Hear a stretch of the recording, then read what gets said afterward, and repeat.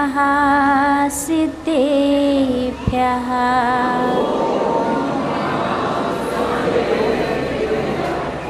मङ्गलं भगवान् वीरो मङ्गलं गौतमोऽग्नि मङ्गलं कुन्दकुन्दार्य जैनधर्मोऽस्तु मङ्गलं।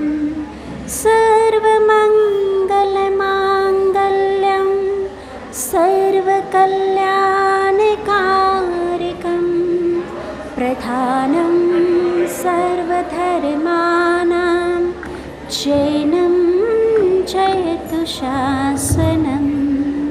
वन्दे विद्यासागरम्।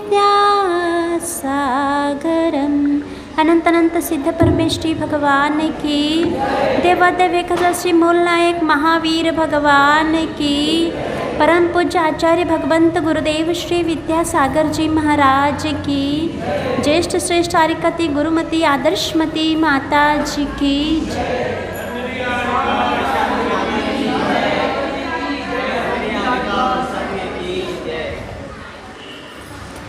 इस भारत के वसुंधरा पर अनादिकाल से ही ऋषि संतों का जन्म हुआ करता था और आज भी ऋषि संतों का जन्म होता है। यह धरती ऐसी धरती है जहाँ हर पुरुषार्थ, धर्म पुरुषार्थ, काम पुरुषार्थ और अर्थ पुरुषार्थ, इसके साथ साथ मोक्ष पुरुषार्थ भी हुआ करते हैं, क्योंकि ये आर्यखंड है। आर्यखंड में ही धर्म प्रवाहित रहता है, म्लेच्छ खंड में धर्म नहीं हुआ करता है। ये हम सबका सौभाग्य है, बहुत पुण्य का उदय है कि हमने आर्यखंड में जन्म लिया है, वह भी भारतवर्ष में। और वह भारतवर्ष में भी कहाँ पर? मध्य प्रदेश में, जहाँ हमेशा हमेशा आचार्य भगवंत का विहार चलता रहता है।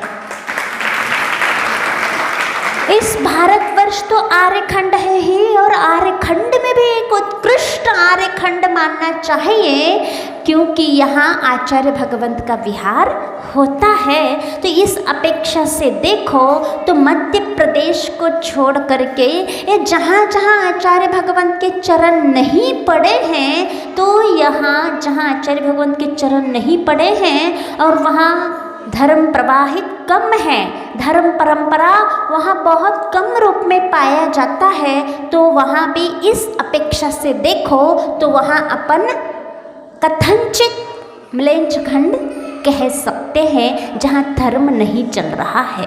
क्षेत्र की अपेक्षा से आर्य हैं, लेकिन ये बहुत सौभाग्य, आप इसको महत्व को समझो कि यहाँ क्षेत्र के साथ साथ यहाँ धर्म से जुड़े हुए भाव भी रहते हैं, इसलिए यहाँ कर्म आर्य भी हुआ करते हैं। तो ऐसे ही विगत काल में, काल तो पंचम काल ही था, लेकिन वहाँ चतुर्थ काल का अंत हो चुका था और पंचम काल की भी शुरुआत होकर के काफ़ी दिन हो चुके थे। दो भाई जो धर्म में अत्यंत निष्ठा रखते थे, धर्म वत्सलता, प्रवचन वत्सलता जिनके जीवन में था, वो बहुत बड़े नहीं थे, कुमार अवस्था में ही थे, और वो बहुत जिज्ञासु थे ज्ञान प्राप्त करने के लिए। इतने जिज्ञासु थे, जेन केन प्रकारेण जहाँ जैसे मिल जाए, बस हमें जिनवाणी का ज्ञान प्राप्त करने के लिए बहुत ज्ञान अर्जन करना है। संस्कृत, प्राकृत, वेद आदि को भी हमें जानना है और बौद्ध ग्रंथों को भी हमें जानना है, क्योंकि इन सब का बोलबाल बहुत है और इन सब सबसे भी ऊंचा जैन धर्म है, जैन दर्शन है, ये हमें दिखाना है। ये उनके मन में एक अलग जगी हुई थी। ये कुमार अवस्था में पढ़ाई करते करते हुए उनके मन में आया और वो पढ़ने चले गए। कहाँ? वाराणसी, जहाँ पर मात्र बौद्धों के लिए शिक्षा दी जाती थी। मात्र वहाँ बौद्ध बच्चे पढ़ सकते थे, जैन बच्चों को वहाँ प्रवेश नहीं था।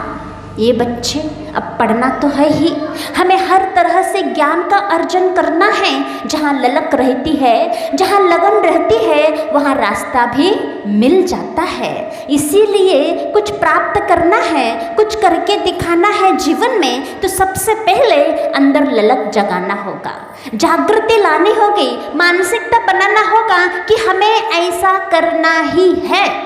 जो अनुकूलता का राह देखता है वो जीवन में कुछ नहीं कर पाता है। और कैसे भी परिस्थिति हो, हमें इस समय में ये करना ही है, ये जो ठानता है वो करके ही रहता है। कैसे भी आड़े आ जाए वो मार्ग में उस सबको ठुकराते हुए, लांघते हुए उस लक्ष्य को वह हासिल कर लेता है। वो कौन कर सकता है? जिसके अंदर ललक जग जाती है। इसलिए अंदर सबसे पहले क्या जगाना है? उत्साह, ललक, लगन, ये होना चाहिए। और लगन है तो यहाँ कुछ हम प्राप्त कर सकते हैं। ऐसे उन दो भाई जो बच्चे थे, कुमार अवस्था में थे, अंदर ललक जग गई, हमें तो ज्ञान प्राप्त करना है और उसी विद्यालय में प्राप्त करना है, क्योंकि वहाँ बहुत अच्छी विद्या मिलती सुना है। और उनके दर्शन का भी हमें जानकारी लेना है। गए, जैन थे लेकिन बौद्ध बन के गए, क्योंकि जैन बच्चों को प्रवेश नहीं था। प्रवेश बौद्ध बन के गए। और क्योंकि धर्म क्षेत्र में धर्म के लिए कुछ मायाचार्य भी करना पड़े तो वहाँ कर सकते हैं, वहाँ कोई पाप नहीं लगेगा। यहाँ मायाचार्य की इन्होंने क्या, जैन थे, बौद्ध का रूप धारण किया और पढ़ाई के लिए वहाँ चले गए। प्रवेश हुआ और वहाँ पढ़ाई शुरू हो गई। और वह अध्यापक पढ़ाई करा रहे थे और कराते कराते वह अध्ययन में कुछ कराते हुए कुछ गलत हुआ उनके माध्यम से, और इन्होंने जैन सिद्धांत के अनुसार वहाँ सुधार की। किसने? बच्चों ने। उस अध्यापक को ये समझ आया, ये जैन सिद्धांत के अनुसार यहाँ बताया गया है, हो न हो कोई ना कोई बच्चे यहाँ, मतलब ये जो शास्त्र था उनका, वहाँ शास्त्र में वो सुधार कैसे किए उन्होंने? चुपचाप, किसी को पता ना चले तो वहाँ लिख दिया, सुधार दिया उन सूत्रों को। तो ये तो पता नहीं चला कि इस सूत्र को किसने सुधारा है तो ये जैन सिद्धांत के अनुसार ये बताया, सुधार की गई है। तो ये कैसे जाना जाए यहाँ बच्चे जैन बौद्ध बन के पढ़ रहे हैं? तब वहाँ अब उन बच्चों को कैसे जैन है कैसे समझा जाए, क्योंकि जो जैन होते हैं मात्र वीतरागता को पूजते हैं, वहाँ सराग का पूजन नहीं होती है। और जो भी बच्चे होते हैं, उठते हैं जैन बच्चे, तो सबसे पहले नमोकार मंत्र को याद करते हैं, सोते से नमोकार मंत्र पढ़ कर के सोते हैं। और जीवन में कैसे भी संकट आ जाता है तो किसका उच्चारण करते हैं? नमोकार मंत्र का। ये जैन बच्चों के निशाने हैं। बच्चों, आप लोग पढ़ते हो, कुछ भी कष्ट आ जाए, डर लगे, तब क्या पढ़ना? नमोकार मंत्र। ऐसे अच्छे बच्चे थे वो, संस्कारित बच्चे थे। तो वो उनकी परीक्षा के लिए कि रात में बच्चे सो रहे थे अपने अपने हॉस्टल में, भयानक तेज से आवाज कराई। उस समय बच्चे उठे, क्या कहा? हे अरहंत सिद्ध, नमो अरिहंताणम, नमो अरिहंताणम। तब क्या हो गया? बच्चे नहीं, उस समय वो नमो हरिहंतानाम नहीं किया, उन्होंने कुछ भी मुंह से नहीं निकाला। फिर तब इसमें वो पकड़ नहीं पाए बच्चों को कि जैन कौन है, तब उन्होंने दूसरी परीक्षा ली। कौन सी परीक्षा ली? एक दिगंबर मूर्ति जो जैनेंद्र भगवान की मूर्ति रहती है उसको ले आए और सब बच्चों से कहा कि इस बच्चों को ये मूर्ति उसको नाक ले। अब भगवान की मूर्ति कौन नाक सकता है? कोई नहीं। अब उन्होंने क्या किया, जहाँ श्रद्धा, विश्वास, समर्पण होता है तो वहाँ विवेक भी जगता है। उनको क्या विवेक जगा, ये वीतराग मूर्ति है, हम तो 3 काल में इसको नाक नहीं सकते, इतना अभिनय हम इस मूर्ति का कर नहीं सकते। फिर क्या किया जाए? उन्हें तुरंत थोड़ी सी धागा अपने धोती दुपट्टा से निकाला और उसके ऊपर डाल दिया। अब वो वीतराग नहीं, अब सराग हो गया। अब उसको नापने में कोई दिक्कत नहीं है। ये पहले वाली परीक्षा ली। और जो हम पहले बता रहे थे ना, वो दोबारा जब इन्हें पकड़ में नहीं आए बच्चे कि सबने नाक लिया, अब कौन जैन है कुछ पता नहीं चला। फिर उन्होंने सोचा कुछ ना कुछ इसमें जैन बच्चों को तो पकड़ना है। फिर दोबारा ये रात वाली परीक्षा ली उन्होंने। फिर रात वाली परीक्षा ली, तब उन्होंने उठ के नमोकार मंत्र पढ़ा। तब ये बच्चे पकड़ में आ गए कि ये जैन बच्चे हैं जो बौद्ध बन के हमारा शास्त्र पढ़ना चाहते हैं, हमारा दर्शन जानना चाहते हैं। अब इनको सजा दी जाएगी। अब वो बच्चों के लिए, अब वो जैसे ही सज़ा सुनाई गई कि इनको सज़ा मिलेगी, बहुत कठिन कठोर सज़ा मिलेगी, तो रात में ये 2 बच्चे थे भाग गए। और ये रात में भाग गए, तब चौकीदार देख लेता है कि 2 बच्चे भाग रहे हैं। तब पूरे सैनिक उनके पीछे पड़ जाते उनको पकड़ने के लिए। वो 2 कौन थे? हाँ, अभी आपके सामने प्रस्तुत किया गया था। भले बहुत छोटे बच्चे थे, कुछ बोल नहीं पाए, स्टेज पे भी आए, बहुत बड़ी बात है, और बोलने की कोशिश तो कर रहे थे वो। तो ये अकलंक और निकलंक बहुत बड़े नहीं थे। वो अपने जैन धर्म की प्रभावना के लिए, अपने धर्म के प्रचार के लिए वो ज्ञान प्राप्त कराने वहाँ गए थे। और वो प्राप्त कराने के लिए पकड़े गए। और वो जब वो दौड़ते जा रहे बच्चे, और पीछे घोड़ा पे सैनिक उनके पीछे पड़े हैं, और दौड़ते जा रहे और पीछे मुड़ के देखते जा रहे। अब नज़दीक आ रहे हैं वो सैनिक हमें पकड़ने के लिए। अकलंक बड़े भैया निकलंक से कहते हैं, भाई अब तो हमारा पकड़ना निश्चित है, और तेज भागो। वो बच्चे जो घोड़े में पीछा कर रहा है, और ये बच्चे पैदल दौड़ रहे हैं, कितना दौड़ पाएंगे, फिर भी भागते जा रहे हैं। और एक दूसरों से उत्साह प्रोत्साहन बढ़ाते जा रहे हैं, संबल देते जा रहे हैं, निडरता दिखाते जा रहे हैं और भागते जा रहे हैं। और फिर तो अब तो ऐसा लगा अकलंक को, अब तो भैया भाई हम पकड़ा जाएंगे, अब कोई रास्ता नहीं। एक काम करो, ये जो क्या है यहाँ तालाब है, उस तालाब में तुम छुप जाओ। वहाँ बहुत बड़े बड़े कमल लगे हुए तालाब में, और उन कमलों के बीच में तुम जाके छुप जाना, और मैं ज़ोर से हल्ला कर दूंगा कि चलो भागो, यहाँ पीछा कर रहे हैं, अपन सबको भागना है, यहाँ डर है। ऐसा करके हम हल्ला करेंगे तो वो जो वहाँ जो एक व्यक्ति था धोबी, वो अपने पीछे हो जाएगा, हो ना हो, लेकिन तुम तो इसमें छुप ही जाओ, तुम्हारी तो रक्षा हो जाएगी। निकलंक कहता है, नहीं भैया आप बड़े हो।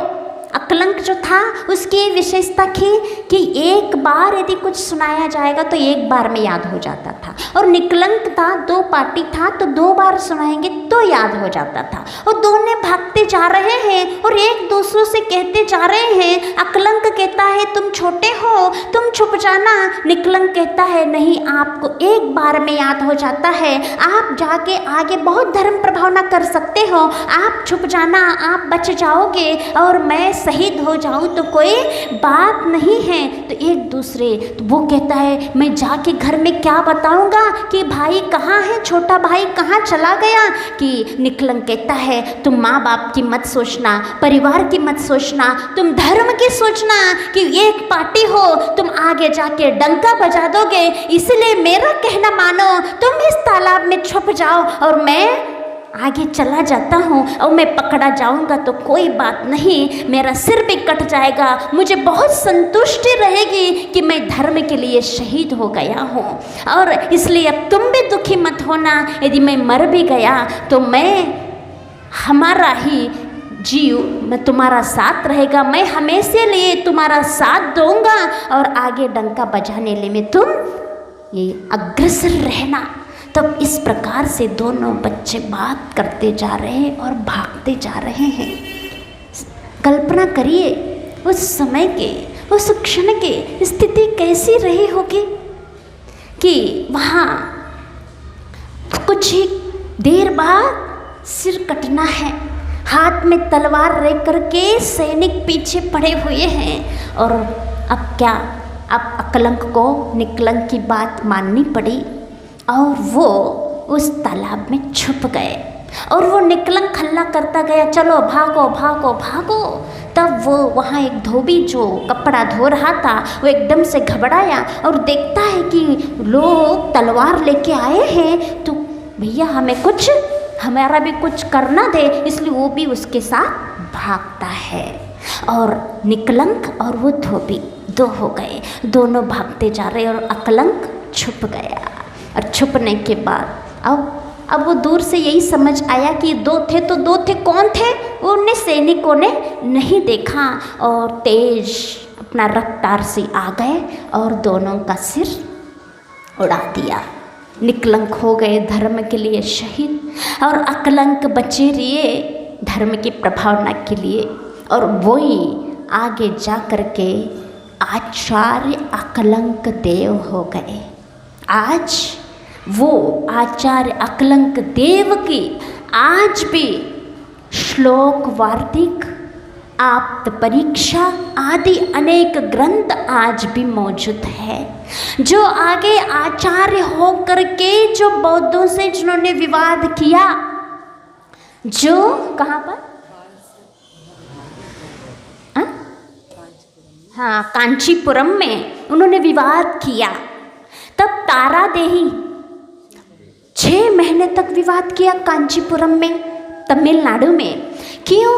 क्योंकि वो डंका बजाते थे कि किसी की हिम्मत है, कोई दर्शनकार, कोई विद्वान है, अन्य दर्शन वाला, कोई पंडित है, कोई अपने आप को ज्ञानी समझता है, आ जाए मेरे साथ और विवाद करे और हमें हरा के दिखा दे, हमें जैन दर्शन को हरा के दिखा दे और अपने मत का सिद्ध करके दिखा दे। डंका बजाते थे।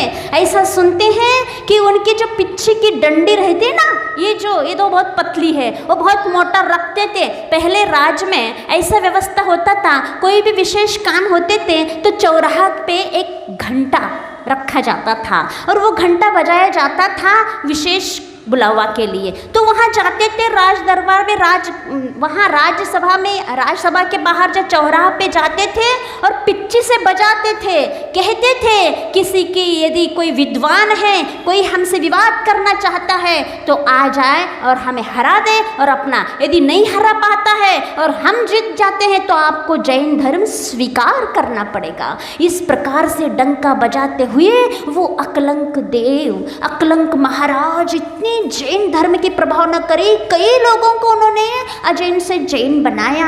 और एक बार ऐसा हुआ, ऐसे करते करते कांचीपुरम गए, वो तमिलनाडु में है। वहाँ जाते हुए वहाँ राज दरबार में उनको बुलाया गया। ठीक है, आपका स्वागत है, वाद विवाद करने के लिए तैयार हो जाइए। तब वो जो बौद्ध थे, अन्य दर्शन थे, उन्होंने एक देवी को सिद्ध किया था। विद्याएं सिद्ध हुआ करती है मंत्रों के माध्यम से, और जो देश विद्याएं होती हैं, जो देवी देव होते हैं, वो तो अवधि ज्ञानी रहते हैं, ना उनको पुस्तक की जरूरत है, ना कोई ज्ञान प्राप्त करने की जरूरत है। तो वहाँ राज दरबार में विवाद चालू हुआ ये रखते थे अपना जैन दर्शन और वहाँ उसका खंडन करते थे बौद्ध, और फिर वो कुछ प्रश्न पूछते थे उनको खंडन करने के लिए, कभी इनका खंडन होता था कभी इनका वो खंडन करते थे। इस प्रकार से चलता रहा कितने, 1 दिन नहीं 2 दिन नहीं, 1 महीना नहीं 2 महीना नहीं, 6 महीने हो गए। सोचो कितने विद्वान हो गए अकलंक स्वामी, 6 महीने तक हारे नहीं, किससे, देवी से। उनको ये नहीं मालूम था, उन्होंने क्या किया बौद्धों ने कि एक पर्दा के पीछे देवी को एक घड़ा में स्थापित किया और उस देवी से वो बुलवाते, जो भी अकलंक प्रश्न करते थे वो देवी उत्तर देती थी इस घड़े में से।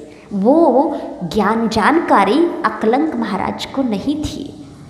वो सोचती देखो देवों के साथ विवाद करना मनुष्यों का कितनी बड़ी बात है, कितना क्षयोपशम होगा, कितना प्रकांड विद्वान होंगे वो अकलंक स्वामी। बच्चों को नीचे करो, सबका ध्यान वहाँ जा रहा है। तो इस प्रकार से देवों के साथ विवाद करते करते 6 महीने हो गए।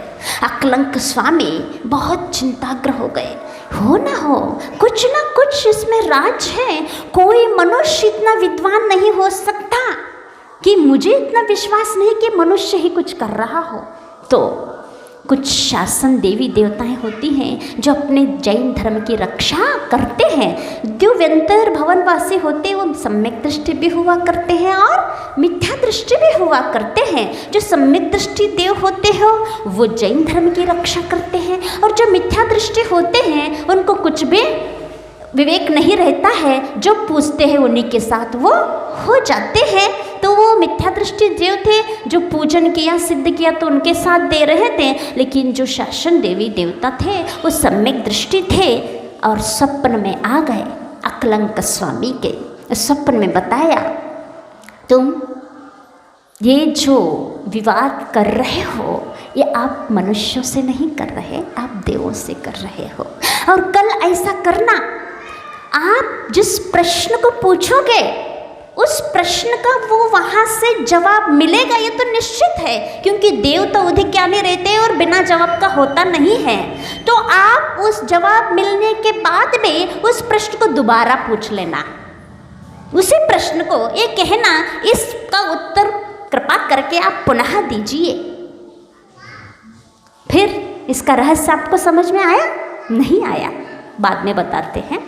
फिर सुबह हुआ तो फिर वहाँ फिर सभा लगी। फिर खंडन मनन होते होते अकलंक देव ने उनसे एक प्रश्न पूछा, उनने जवाब दिया। अकलंक स्वामी कहते हैं आप कृपा करके इसका पुनः दोहराइए, पुनः उसका उत्तर दीजिए, हमें अच्छे से समझ में नहीं आया, जो भी कहा हो। वहाँ से जवाब नहीं आया, दोबारा जवाब नहीं आया। तब उन्होंने फिर अपना मत रखा और वहाँ विजय हो गई। क्यों हम दोबारा उसको पूछ रहे हैं, यहाँ से जवाब क्यों नहीं आ रहा है? जवाब नहीं आ रहा है तो वहाँ हार निश्चित है। कोई प्रश्न का जवाब नहीं दे रहा है तो हारा माना जाएगा कि नहीं माना जाएगा? तो वहाँ जवाब क्यों नहीं आ रहा था आपको मालूम है? जो देव होते हैं एक बार बोलते हैं फिर दोबारा उसका रिपीटेशन नहीं करते हैं। ये देव बोल रहे थे और उन्होंने शासन देव ने समझाया था कि ये देव बोल रहा है और दोबारा बुलवाओगे दोबारा वो बोलते नहीं हैं। ऐसे ही जो स्वर्गों में जो सभा में धर्म चर्चाएं होती हैं, कब तक? जो 33 सागर आयु वाले सर्वार्थ सिद्धि के देव, वहाँ देवियाँ नहीं रहती हैं, क्योंकि 9 ग्रह से लेकर के सर्वार्थ सिद्धि तक ओनली देव रहते हैं, वहाँ देवियों की व्यवस्था नहीं होती है। और वहाँ 9 अनुदेश में तो मिथ्या दृष्टि और सम्यक दृष्टि, 9 ग्रैविक में तो सम्यक दृष्टि मिथ्या दृष्टि दोनों रहते हैं, लेकिन अनुदेश और अनुत्तर में मात्र सम्यक दृष्टि रहते हैं। वहाँ बहुत धर्म चर्चाएं होती हैं। कब तक? 33 सागर तक धर्म चर्चा। क्या? सद्वाद का चर्चा। ये चर्चा एक बार करते दोबारा नहीं करते। सोचो ये 33 सागर आयु तक जो एक बार चर्चा करते दोबारा नहीं करते, कितने वो भी द्वादशांग के ज्ञाता ऐसी चर्चा करते रहते हैं। ऐसे ही यहाँ उन्होंने दोबारा नहीं बोला तो यहाँ अकलंक देव की जय हो गई, जैन धर्म की जय हो गया और जितने भी वहाँ थे सब जैन धर्म को स्वीकार किया। ये है अपने जैन धर्म का इतिहास, ये जैन धर्म का इतिहास। और आज देखो क्या हो रहा है बच्चों का, बच्चे कहाँ जा रहे हैं, कौन से संस्कार पा रहे हैं, क्या सीख रहे हैं। ये माँ बाप का दायित्व होता है, माँ बाप का कर्तव्य होता है कि बच्चों को पाठशाला या मंदिर भेजना, धर्म का संस्कार देना। जब समय होता है पाठशाला का तब माँ बाप को ये कहना चाहिए कोचिंग मत जाओ, क्रिकेट खेलने मत जाओ, जाओ मंदिर सीधे, या पुचकार के भेजो या डांट डपट के भेजो, जैसे तैसे भेजो। लेकिन आप लोगों का कर्तव्य होता है कि यदि अपने जैन धर्म को पंचम काल के अंत तक प्रवाहित कराना चाहते हो तो इन्हीं बच्चों के माध्यम से आगे धर्म बढ़ने वाला है। आज अपन संभाल रहे हैं, आज अपन जैन धर्म को कौन प्रवाहित कर रहा है, साधु और श्रावक दोनों दो पहिए बनकर चला रहे हैं। ये हम तो चला रहे हैं आज, लेकिन आगे की भविष्य की तो चिंता होना चाहिए। इसकी डोर संभालने वाला कौन है आगे? ये आज के नन्हे मुन्ने बच्चे हैं, उनको संस्कार देने वाला कौन है? माता पिता और गुरु। अब गुरु क्या करे, घर घर तो जाएंगे नहीं, हाथ पकड़ के लाएंगे। गुरु तो इतने ही कहेंगे भैया आओ हम समझाएंगे, लेकिन माता पिता यदि भेजने का इतना दायित्व निभाते हैं, उन माता पिता का हम कहते हैं जैन धर्म के ऊपर बहुत बड़ा उपकार हो जाएगा। अपने बच्चे पे नहीं, आप यदि धर्म में पाठशाला में गुरुओं के पास यदि बच्चों को भेजते हैं, आप अपने बच्चों को मात्र संस्कार मात्र नहीं दे रहे हो, पूरे जैन धर्म के ऊपर आप उपकार कर रहे हो, वो ये समझ लो। क्योंकि ये प्रवाहित होने वाला इन बच्चों के माध्यम से आपका इसमें सहकार रहेगा, सहयोग रहेगा और उपकार हो जाएगा जैन धर्म पे। ये समझ ले आप सब माता पिताएं, और अपने बच्चों को संस्कार देने की कोशिश करें और कैसे भी करें। और उस समय में कहीं भी उसको न लगाएं बच्चों को। कुछ हम लोग जब कहते हैं यहाँ क्यों आपके बच्चे क्यों नहीं आते, माताओं का ये जवाब रहता है, माता जी उस समय हमारे बच्चे कोचिंग पढ़ने जाते हैं, हमारे बच्चों का होमवर्क बहुत रहता है। हमें ये जवाब सुन करके बड़ा दुख होता है कि माँ एक जवाब दे रही है कि धर्म संस्कार को गौण करके, धर्म को गौण करके किसको मुख्यता दे रही है? अभी अर्थ भी नहीं, उस पढ़ाई को मुख्यता दे रही है जहाँ कुछ भी संस्कार नहीं मिलने वाले हैं। पढ़ाई के साथ साथ संस्कार बहुत मायने रखते हैं। कल एक सज्जन आए थे सागर से, तो उन्होंने एक बहुत छोटा उदाहरण बताया, मुझे बहुत अच्छा लगा। बताओ, एक व्यक्ति पैदल जा रहा था और पैदल जाते जाते उसने दूसरे व्यक्ति को देखा कि मेरे पीछे से एक व्यक्ति आया और आगे बढ़ते बढ़ते हमसे भी तेज रफ्तार से जाकर के आगे बढ़ गया। उसकी कदम थोड़ी तेज थे और आगे बढ़ता गया। इस व्यक्ति के मन में आया कि अरे ये तो पीछे से आया और हमसे आगे बढ़ गया, अब मुझे इसको पीछा करना है, इससे आगे हमें बढ़ना है। और वो तो आगे बढ़ चुका था और इस व्यक्ति के मन में आया ये मुझसे आगे निकल गया, अब मुझे इसके आगे निकलना है। और वो व्यक्ति ने भी कदम बढ़ा दिया। उस व्यक्ति को नहीं मालूम जो आगे बढ़ चुका है कि इसके मन में क्या चल रहा है, उतना अपने सहज चाल से चल रहा था। लेकिन इस व्यक्ति के मन में आया कि मुझे इससे आगे बढ़ना है और उसने अपनी तेज कदम बढ़ा दी और बढ़ाई और बढ़ाते बढ़ाते चला गया और उससे आगे हो गया। जब उससे आगे हो गया तब उस व्यक्ति के मन में कुछ नहीं है जो बाजू में है, हाँ, क्योंकि कंपटीशन दो के बीच में होता कि नहीं होता। लेकिन उस व्यक्ति को कुछ पता भी नहीं है, वो सहज चाल से चल रहा है, बस इसी के मन के फितूरी है कि हमें आगे बढ़ना है।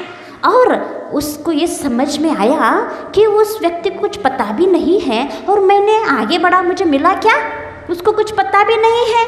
और मेरा इतना लॉस जरूर हुआ कि जो भी रास्ते में जो दृश्य थे, सुंदर सुंदर दृश्य थे, यहाँ तक कि मेरा घर तक, वहाँ घर का मोड़ भी आ गया था, उसको भी मैं नहीं देख पाया, उसको भी मैं आनंद नहीं ले पाया दृश्य का। और उसको पाने के लिए, उसको आगे करने, पीछा करने के लिए मैं अपने पात्र रफ्तार बढ़ाने में लगा रहा और पूरे आनंद से अछूता रह गया। आज ऐसा ही हो रहा है, मात्र डिवीजन, मात्र अच्छे मार्क्स चाहिए और बाकी एक्टिविटीज़ आए ना आए इससे कुछ भी मतलब नहीं है। यदि बच्चा 90% लाता है तो टेंशन में आ जाता है, हमारे 95 क्यों नहीं आया, मैंने इतना सोच के रखा था, ये इतना क्यों नहीं आया। कई बच्चे आत्महत्या तक कर लेते हैं, बड़े बड़े बच्चे, क्यों मैं इतना लिख के आया, इतनी पढ़ाई की तो इतना कम क्यों आया। बस इसी में लगे हुए, परसेंटेज बनाना है और कुछ नहीं करना है। बताओ आज इसके अलावा बच्चे करते क्या है, बस परसेंटेज बनाने के लिए पढ़ाई करते हैं ना, गलत है। पहले पढ़ाई हुआ करते थे गुरुकुलों में, पहले इस प्रकार की परीक्षाएं नहीं हुआ करती थी, उनकी योग्यता को देख करके पढ़ाई कराया जाता था। पहले प्रारंभिक में ये वाली पढ़ाई और उसमें निष्णात हो गया तो आगे की पढ़ाई अपने आप शुरू हो जाती थी, परीक्षा नहीं ले जाती थी। फिर हर तरह की वहाँ शिक्षाएं दी जाती थी, भोजन पकाना, साइकिल चलाना और घोड़ा सवार होना, हाथी चलाना और भी जो कढ़ाई बुनाई जो भी होती थी सब में निष्णात किया जाता था। अकेले कोई इस प्रकार के रटा के कंप्यूटर माइंड बनाने के पीछे अकेले परसेंटेज नहीं देखा जाता था। इसीलिए पहले के बच्चों के अंदर संस्कार और संस्कृति भी जिंदा थी। आज वो सब मर चुकी है और मरने की ओर है, क्या मर ही चुकी है, ये समझ लो आप। अब संस्कार संस्कृति कुछ नहीं बचे। इसलिए हमारा कहना है आप अपने बच्चों को पढ़ाइए, बहुत अच्छे स्कूल में पढ़ाइए, मना नहीं है, और वो भी पढ़ाई करवाइए, कोचिंग करवाइए, लेकिन साथ ही साथ धर्म संस्कार देने का भी दायित्व, कर्तव्य आप माता पिताओं का होता है। और यदि आप इसमें ढील दे दिया, बच्चों को संस्कार देने के लिए मंदिर नहीं भेजा या घर में भी संस्कार नहीं दिया, सोच लीजिए अब आपका ही भविष्य आगे अच्छा नहीं रहेगा। बच्चा का तो चला ही जाएगा, भविष्य तो बर्बाद है ही, आपका भी भविष्य। क्यों? आप ही बूढ़े हो जाओगे तो आप खाने के लाले पड़े जाओगे। कोई बच्चे के संस्कार ऐसे नहीं बचेंगे कि आपको 2 टाइम खाना भी दे दे, वे छोड़ के चले जाएंगे विदेश। कौन माता पिता, कौन हमारे, कौन क्या है, कोई सब भूल जाएंगे मात्र अर्थ के पीछे, नाम और धन। 2 ऐसे होड़ लगी हुई है, सिर्फ नाम चाहिए और पैसा चाहिए।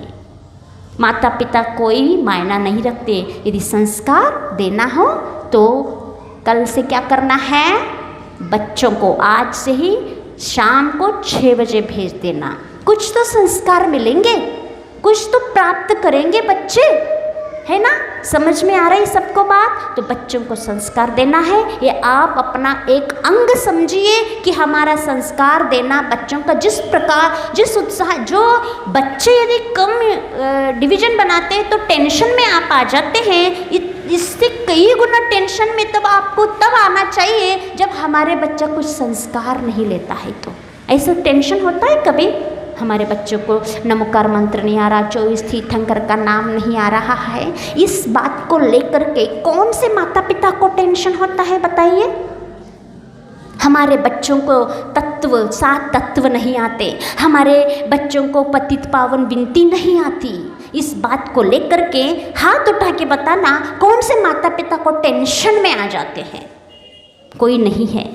और बच्चा यदि फेल हो जाता है तो बहुत टेंशन में आ जाते हैं, रो तक लेते हैं। हाँ, फेल तो होते नहीं आजकल, इतने कहते 90% भी आ जाता तो टेंशन में आ जाता है। मेरा बच्चा ने माता जी इतनी मेहनत करी थी, आके हम लोगों को सुनाते हैं, माता जी मेरे बच्चे ने इतनी मेहनत करी थी, वो खाना तक नहीं खाता था, हम दे के हाथ में देते थे तो भी कहता था मम्मी मुझे पढ़ने दो क्योंकि मुझे परीक्षा में अच्छे नंबर, लेकिन उसकी किस्मत ने उसका साथ नहीं दिया। माता जी मेरे बच्चे इतना मेहनती है लेकिन उसका किस्मत साथ नहीं देता। बंधुओं, किस्मत कहते किसे है? ये डिवीजन लाना कोई किस्मत है क्या? अच्छे संस्कार नहीं आया तो समझना बच्चे की किस्मत खराब है।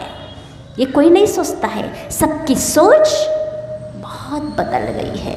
अब बच्चों को अर्थ नहीं, नाम नहीं, हमारे बच्चे के अंदर संस्कार आना चाहिए, ये भी आप लक्ष्य बनाओ। माता पिता लक्ष्य बनाएंगे तो हर कुछ बच्चा कर सकता है। इसलिए सबसे पहले माता पिताओं से कहना है, नहीं तो आज तो सब भाग ही रहे विदेश की ओर, और सब अब अकेले इस खुश में रहते मेरा बेटा विदेश में पढ़ रहा, विदेश में जॉब कर रहा है। क्या खुशी मिलती है, आपकी कितनी सेवा हो रही है, कितना पूछ रहा है। हाँ, रोज फोन पे बात होती, बहुत बड़ी बात है।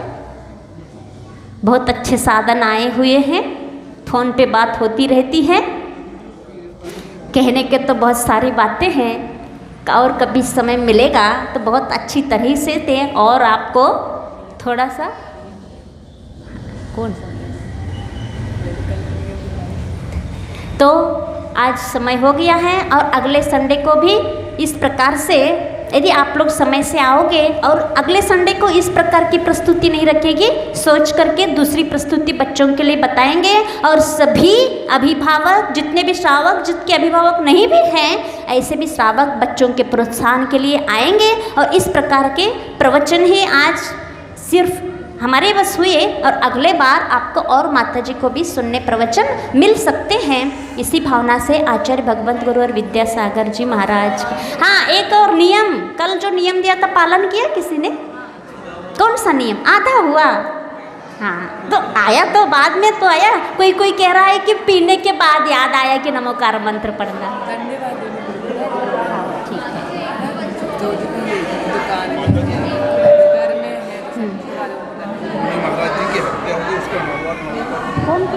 राम कुमार करके मुनि शिवपुरी कर्नाटक में है, सोशल मीडिया में बहुत आया। प्रमाण सागर महाराज जी ने भी बोला।